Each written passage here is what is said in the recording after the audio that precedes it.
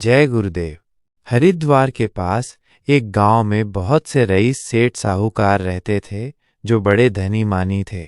एक बार परम पूज्य स्वामी जी महाराज भ्रमण करते हुए उस गांव में पहुंचे। शाम हो चुकी थी, इसलिए स्वामी जी महाराज रात को वहीं ठहरना चाहते थे। स्वामी जी महाराज ने गांव के एक आदमी से पूछा, भाई, इस गांव में कोई ऐसा भी घर है जो श्रद्धापूर्वक आए हुए अतिथि का सेवा सत्कार करता हो और अपने भाव को पवित्र रखता हो? वो आदमी परम पूज्य स्वामी जी महाराज के अमृतमय मधुर वचनों को सुनकर और उनके तेजोमय मुखमंडल को देखकर मोहित हो गया। उसने उनके चरणों में घुटने टेककर और हाथ जोड़कर प्रणाम किया और बड़े ही कृतज्ञतापूर्वक स्वामी जी महाराज से प्रार्थना करने लगा, महाराज, अपने पवित्र चरणों की धूल से मेरी कुटिया को आप पवित्र करिए। उसी समय एक धनी मानी सेठ भी वहां पहुंचा। अपनी बुद्धि के अनुसार उसने स्वामी जी महाराज को एक सुंदर बालक स्वरूप में साधु वेश में देखा और पूछा, महाराज, आप कहाँ से आए हैं? हमारे ऊपर आप दया करिए और हमारे घर पर ही ठहरिए।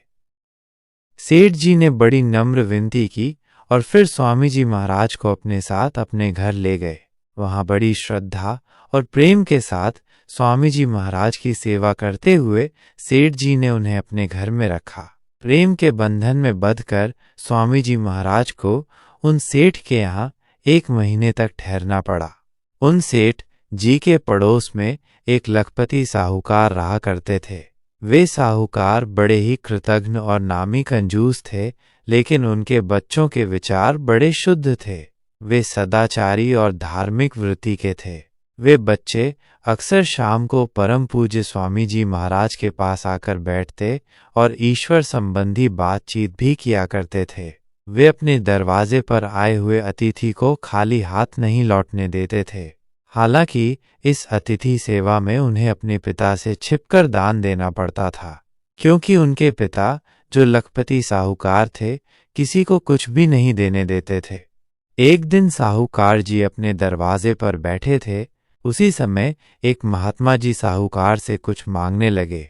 महात्मा जी को देखकर साहूकार बहुत क्रोधित हो गए और नौकर को बुलाकर बोले, जल्दी करो और कोने में जो बहुत अच्छा और मोटा गेहूं रखा है उसे ले आओ और इस भिखारी पाखंडी साधु को दे दो जो सर पर यहाँ खड़ा है।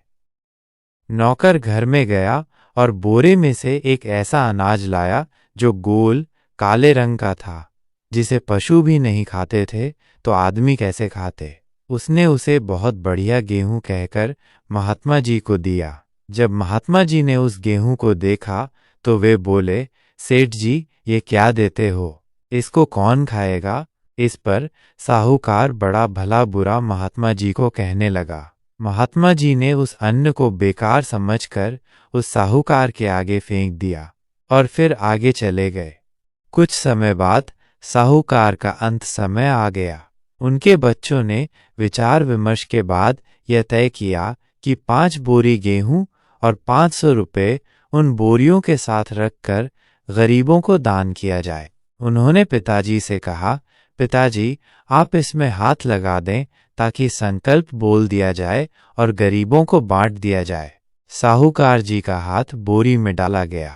हाथ डालते ही सेठ जी ने अनुभव किया कि गेहूं मोटा है। जब तक वे ये सोच ही रहे थे कि उनका हाथ और नीचे गया तो 1 रुपया हाथ में आ गया। जैसे ही रुपया हाथ में आया, उन्हें याद आया कि जो गेहूं कोने में दान के लिए रखा था उसे देना चाहिए। लोगों को बुलाया गया। कफन लाने में कुछ देर लगी और रात हो गई। बच्चों का विचार था कि लाश का अंतिम संस्कार हरिद्वार में गंगा जी में किया जाए। काफी लोग साहूकार जी की लाश के साथ चल पड़े। उस गांव से गंगा जी 8 मील की दूरी पर थी। जाड़े के वे दिन थे। जब लोग आधी दूर पहुंचे तो एक धर्मशाला या सराय वहां पड़ी। लोगों को लगा कि सबने आपस में राय की यहीं पर रात में रुक जाए और सुबह तड़के होते ही फिर यहाँ से चलेंगे। लोग उस सराय में रुक गए। उस सराय में एक अपंग कोढ़ी रहा करता था और वो चल नहीं सकता था। लोगों के दिए हुए अन्न से वो अपना गुजारा करता था। वो हमेशा पीड़ा और कष्ट में कहता रहता था, कोई मुझे गंगा जी के तट पर पहुंचा दो तो मैं वहां जीवन भर उसका गुणगान करूंगा। वो कहता, भगवान सबकी सुनता है, जो भाव से भजते हैं उनकी भी और जो नहीं भजते उनकी भी। मेरी भी वो कभी न कभी जरूर सुनेगा, और आज भगवान ने सुन लिया। सेठ जी की लाश आंगन में एक किनारे रख दी गई। साथ में जो लोग थे वे जाड़े के कारण बरामदे में सो गए। कोड़ी भी बरामदे में एक ओर सोया हुआ था।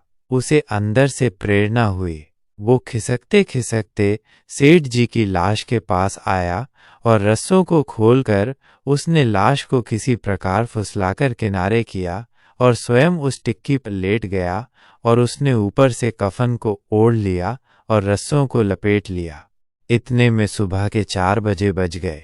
लोगों की नींद खुली तो सभी लोग जल्दी से तैयार हुए और कहने लगे कि जल्दी करो, सुबह हो गई।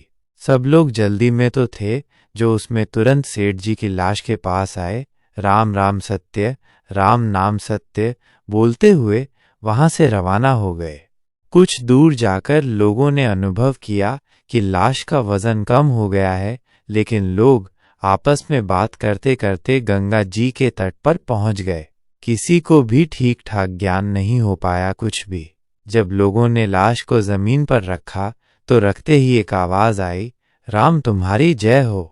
लोगों ने सोचा कि सेठ जी जिंदा हो गए, तो जल्दी से कफन खोलकर देखा। लोगों ने तो देखा कि कोढ़ी है। लोगों ने पूछा, तुम कौन हो? कोढ़ी ने भगवान की दया समझकर लोगों को बहुत धन्यवाद दिया और बोला, आप लोगों की बड़ी दया हुई कि हमें गंगा घाट पर आपने पहुंचा दिया और आप और आपके बच्चे सदा सुखी रहें। उनमें से एक ने पूछा, भाई वो सब तो ठीक है, लेकिन सेठ जी कहाँ गए और तुम टिक्की पर कैसे आ गए? कोढ़ी ने उन्हें बताया कि सेठ जी उस सराय में है जहां पर आप लोग रात में ठहरे थे और सेठ जी आपको वहीं मिलेंगे। सेठ जी के लड़के एक घोड़ी पर थे, तो वे उसी समय तुरंत लौटे और सराय पहुंचे। सराय में पहुंचकर देखा कि सेठ जी की लाश वहीं पड़ी है। तो उन्होंने उस लाश को उसी घोड़ी की पीठ पर बांधा और फिर गंगा जी की ओर चल पड़े। दूर जाने पर छोटी सी नाली पड़ी, तो वहां पर घोड़ी भड़क गई। नाली पर कूदते समय लगाम हाथ से छूट गई और घोड़ी भाग खड़ी हुई। उनके घर पर जाकर खड़ी हो गई। लोग बड़े हैरान थे। अब स्थिति ये थी कि लाश घर पर थी और उनके लड़के बीच में, और बाकी लोग लाश की प्रतीक्षा में गंगा घाट पर हरिद्वार में थे। सेठ जी के लड़के लाश का दाह संस्कार यहीं करेंगे। तो जब सब लोग आ गए तो घर पर ही सेठ जी की लाश का अंतिम संस्कार गांव के बाहर एक मैदान में फिर कर दिया गया। अब सेठ जी के लड़कों ने सोचा कि सेठ जी की लाश तो गंगा घाट पर पहुंच नहीं सकी, इसलिए कम से कम इनके फूलों अस्थियों को तो गंगा घाट तक पहुंचाना ही चाहिए। इसलिए सेठ जी के अंतिम संस्कार की हड्डियों को रात को समेटकर एक रेशमी कपड़े में बांध दिया। एक पंडित जी को बुलाया गया और पंडित जी को बुलाकर सेठ जी के बच्चों ने कहा, ये हमारे पिताजी की अस्थियां हैं, आप कृपा करके इनका संस्कार हरिद्वार में गंगा जी में कर दें, और इस काम के लिए आपको ये 500 रुपये दिया जाता है और आप विधिवत ये सारा संस्कार कर दीजिएगा।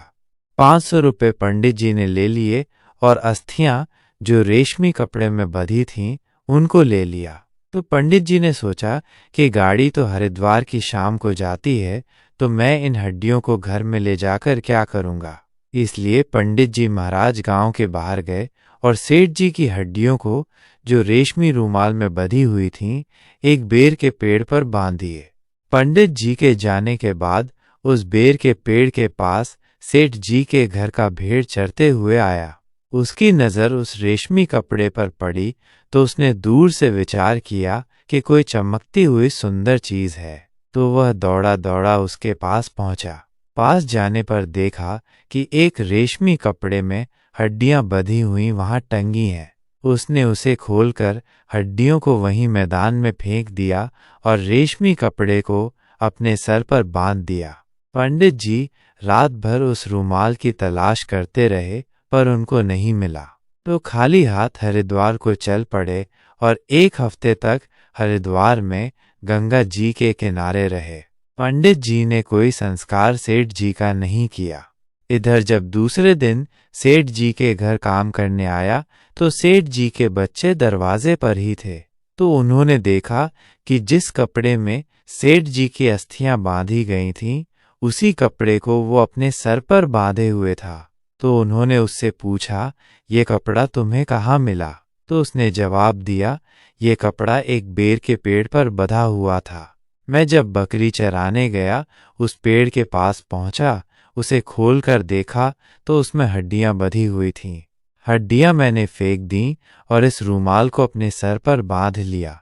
तो सेठ जी के लड़के सोचने लगे कि रूमाल तो वही है जिसमें हमारे पिताजी की हड्डियां बंधी हुई थीं। तो अब जब पंडित जी आएंगे तो उनसे पूछा जाएगा कि आप पिताजी की अस्थियों का संस्कार हरिद्वार में विधिपूर्वक कराए या नहीं। तो जब उनसे पूछा पंडित जी से, तो पंडित जी बोले, ये बात हमारे समझ में नहीं आती कि जब आप 50 आदमी सेठ जी की लाश को हरिद्वार में गंगा घाट पर नहीं पहुंचा सके, तो मैं अकेला कैसे पहुंचा सकता था।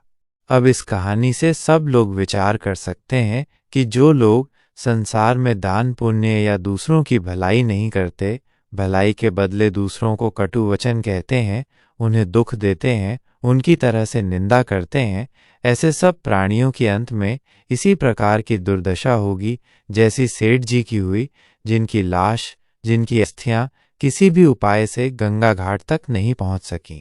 जय गुरुदेव।